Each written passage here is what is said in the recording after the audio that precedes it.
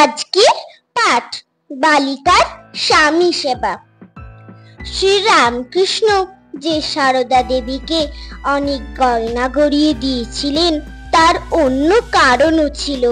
শ্রীরামকৃষ্ণ বলতেন, ও সারদা সরস্বতী, ও সাজতে ভালোবাসে। বিয়ের 2 বছর পর শ্রীরামকৃষ্ণ তার শ্বশুর বাড়ি জয়রামবাটিতে একবার যান। বিয়ের সময় সারদা খুবই ছোট ছিল, বড় হলে বয়সের কথা ভুলে যেতে পারে।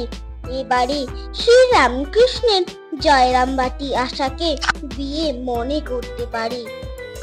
শ্রীরামকৃষ্ণ তাই তাকে এই সময় বলেছিলেন, তোমাকে যদি কেউ বিয়ের কথা জিজ্ঞেস করে ক বছর বিয়ে হয়েছে, তাহলে 5 বছর বলো, 7 বছর বলো না।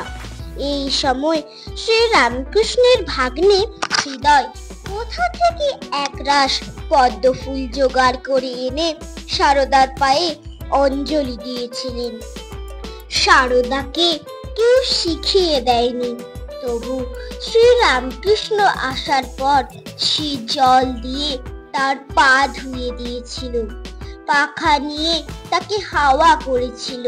ছোট্ট মেয়ের এই স্বামী সেবার বহর দেখে বড়রা তো সব হেসেই খুন।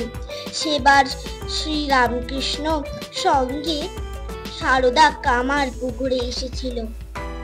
এরপর সারদা 2 বার জয়রামবাটি থেকে কামার পুকুরে গিয়েছিল, কিন্তু স্বামী শ্রীরামকৃষ্ণের সঙ্গে একবারও দেখা হয়নি।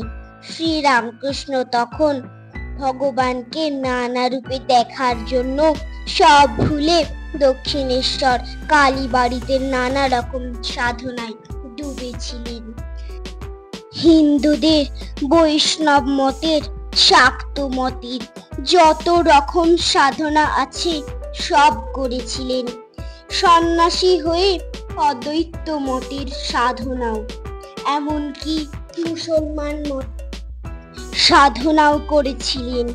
ভৈরবী ব্রাহ্মণী, তোতাপুরী, গোবিন্দ প্রভৃতি গুরুগণ এসে তাকে এই সব সাধনা করিয়েছিলেন। সব সাধনাতেই তিনি একই ভগবানকে বিভিন্ন রূপে দেখেছিলেন। জোরে গেলেন শ্রীরামকৃষ্ণ শ্বশুর বাড়ি যখন 7 বছরের সারদা তার চরণ ধুয়ে তখন হাওয়া করল। শেখায়নি কেউ বইয়ের কত গুণ, কাণ্ড দেখে বাড়ির সবাই হেসেই হলো খুন।